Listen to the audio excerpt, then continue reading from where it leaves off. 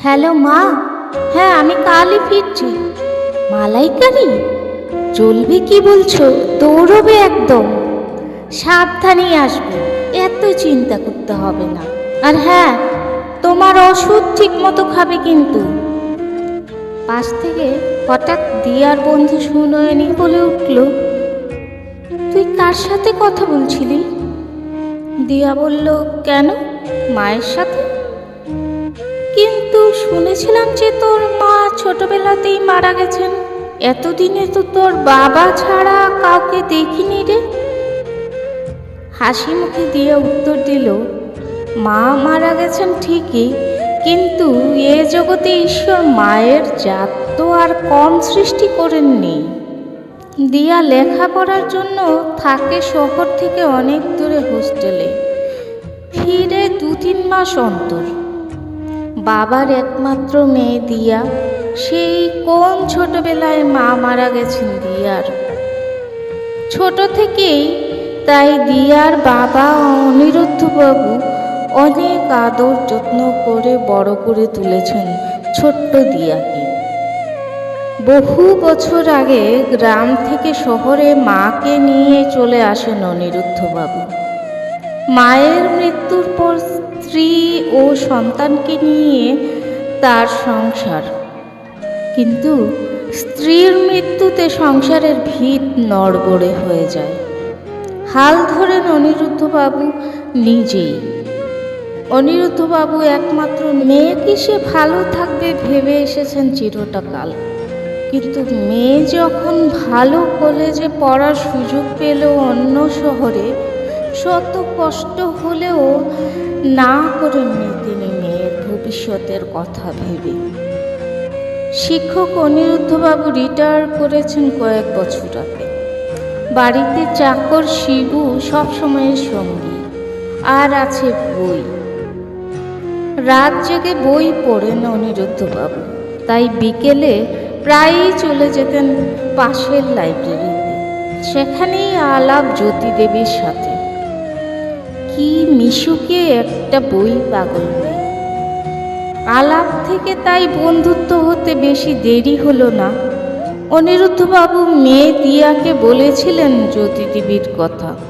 বাপ মা হারা মেয়ে বিয়ের পর ভেবেছিল সুখ পাবে, কিন্তু তার হলো না।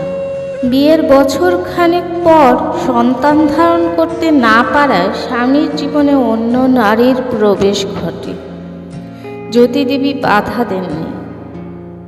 জোর করে কাউকে আটকে রাখা যায় না বলে মনে করেন তিনি। স্বামী নতুন সংসার পেতেছিল, আর এই বাড়িতে একা থেকে গেছিলেন জ্যোতি দেবী। প্রথমে মাসে মাসে টাকা পাঠাতেন জ্যোতি দেবীর স্বামী, কিন্তু তিনি নেননি। টিউশনি করেই এতগুলো বছর কাটিয়ে দিয়েছেন। এসব শুনে দিয়া বলেছিল, জ্যোতি আন্টিকে আসতে বলবে কিন্তু আমাদের বাড়ি। এই রবিবার তো জন্মদিন আমার, আন্টিকে আসতে বলে দিও। এতদিন বাবা আর মেয়েতে দিয়ার জন্মদিন পালন হয়েছে, কিন্তু আজ দিয়া জ্যোতি দেবীর বানানো পায়েস খেল।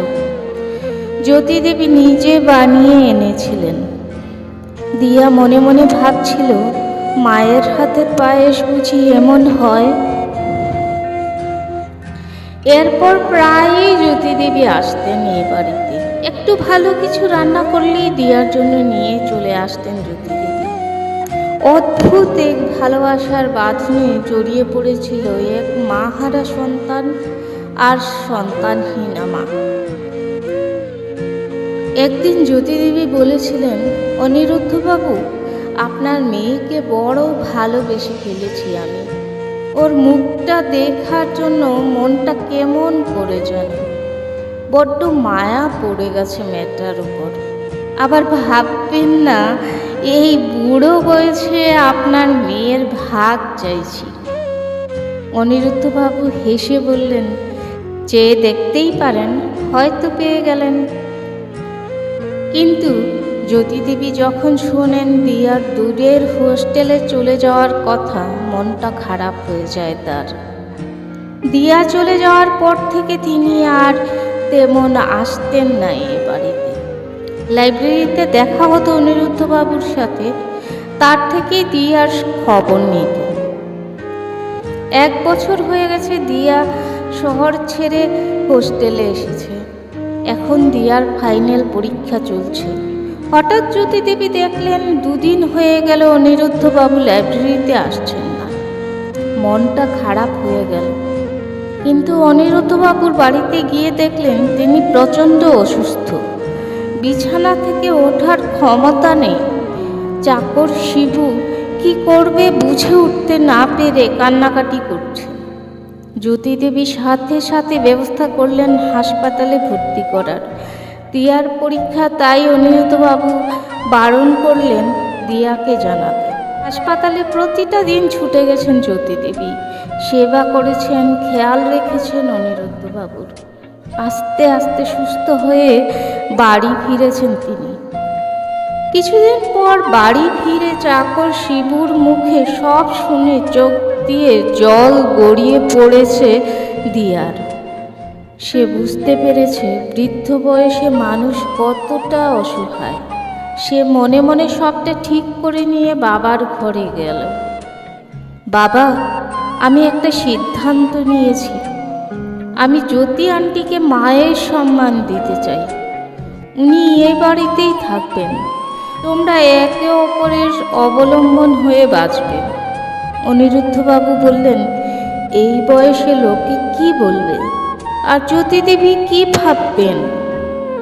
দেখো বাবা, যখন তুমি অসুস্থ হয়ে পড়েছিলে ওই মানুষটা এগিয়ে এসেছেন, কোনো লোক কিন্তু আসেনি।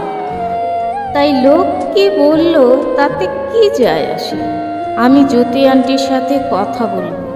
সেদিন জ্যোতি দেবীর গলা জড়িয়ে যখন দিয়া বলেছিল, আন্টি মা হবে আমার, হাউমাউ করে দিয়াকে জড়িয়ে কেঁদে উঠেছিল জ্যোতি দেবী। আর তারপর থেকেই জ্যোতি দেবী, অনিরুদ্ধবাবু আর দিয়ার ছোট্ট সংসার। সন্তান পেয়েছেন জ্যোতি দেবী, আর দিয়ার তো খুশি ধরে না, সবার মতো তারও যে মা আছে। দিয়ার মায়ের ভালোবাসা কিন্তু কারোর মায়ের চেয়ে কম নয়। দিয়া মনে মনে ভাবল, দুটো মানুষকে আর একা একা নিঃস্ব হয়ে বাঁচতে হবে না। বেঁচে থাকার জন্য প্রতিটা মানুষের দরকার অবলম্বনে।